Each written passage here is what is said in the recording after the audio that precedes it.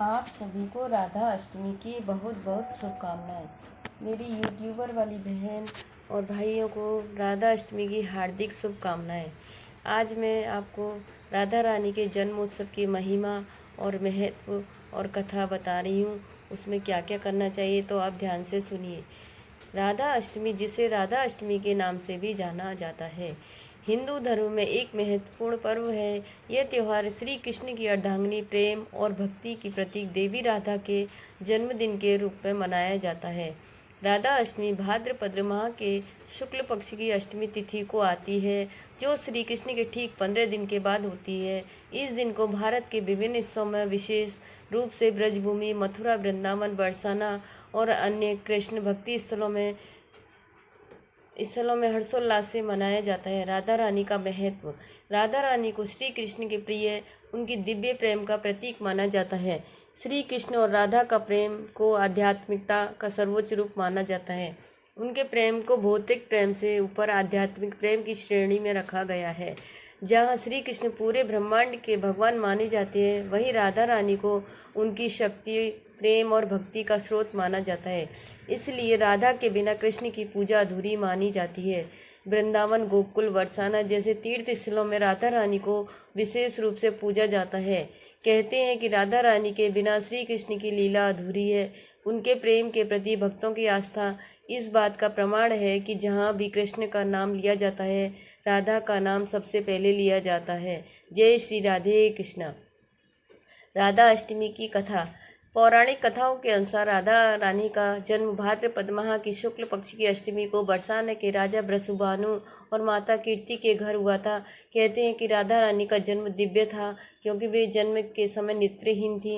लेकिन जैसे ही वृषभानु ने उन्हें यमुना तट पर ले जाकर स्नान कराया, तभी श्री कृष्ण ने उन्हें अपनी दिव्य दृष्टि दी और राधा रानी ने अपनी आंखें खोली।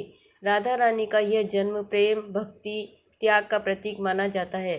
श्री कृष्ण और राधा का प्रेम दिव्य और आत्मिक था, जिसमें ना कोई स्वार्थ था और ना कोई मोह। यह प्रेम आध्यात्मिक उन्नति और भक्ति मार्ग का मार्गदर्शन करता है। इसलिए राधा अष्टमी का पर्व न केवल राधा रानी के जन्म का उत्सव है, बल्कि यह प्रेम, भक्ति, शुद्ध रूप का भी प्रतीक है। राधा अष्टमी का महत्व अत्यंत गहरा है और राधा रानी को श्री कृष्ण के साथ जोड़ा जाता है और उनके बिना श्री कृष्ण की पूजा भी अधूरी मानी जाती है। राधा रानी को भक्ति मार्ग की अधिष्ठात्री देवी के रूप में माना जाता है। उनका जीवन भक्ति और प्रेम का सच्चा उदाहरण है। भक्त जन राधा रानी के जन्मोत्सव पर विशेष पूजा अर्चना करते हैं, उनके प्रति अपनी आस्था प्रकट करते हैं। इस दिन विशेष रूप से वृंदावन, बरसाना, मथुरा में भक्तगण राधा रानी के मंदिरों में जाकर पूजा करते हैं। बरसाना में स्थित राधा रानी का मंदिर इस दिन भक्तों से भरा रहता है। ये राधा रानी के प्रेम का गुणगान करते हैं और कीर्तन, भजन, नृत्य माध्यम से अपनी भक्ति का प्रकट करते हैं। राधा अष्टमी के दिन भक्त सुबह सुबह स्नान करके व्रत का संकल्प लेते हैं। इस दिन व्रत करने से भक्तों को राधा रानी और श्री कृष्ण का आशीर्वाद प्राप्त होता है। भक्त जन राधा रानी की मूर्तियों का अभिषेक करते हैं, उन्हें सुगंधित पुष्प, धूप, दीप और नैवेद्य अर्पित करते हैं। राधा रानी के भजन कीर्तन का विशेष आयोजन होता है।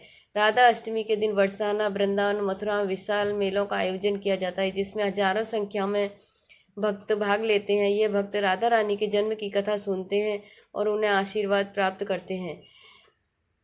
राधा अष्टमी की व्रत विधि। राधा अष्टमी के दिन व्रत रखने का विशेष महत्व है। इस दिन व्रत करने से व्यक्ति को आध्यात्मिक शांति, भगवान श्री कृष्ण, राधा रानी का आशीर्वाद प्राप्त होता है।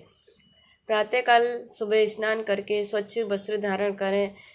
पूजा की तैयारी। राधा रानी की मूर्ति चित्र के सामने दीप जलाएं, सुगंधित धूप अर्पित करें, राधा रानी के फूलों का अर्पण करें। दिन भर राधा कृष्ण के भजन गाएं, उनके नाम का जाप करें। दिन भर उपवास रखें, अगर संभव हो तो निराहार व्रत रखें। शाम के समय राधा रानी की विशेष पूजा करें, उनकी कथा सुनें। अगले दिन सुबह व्रत का पारण कर ब्राह्मण को दान दें।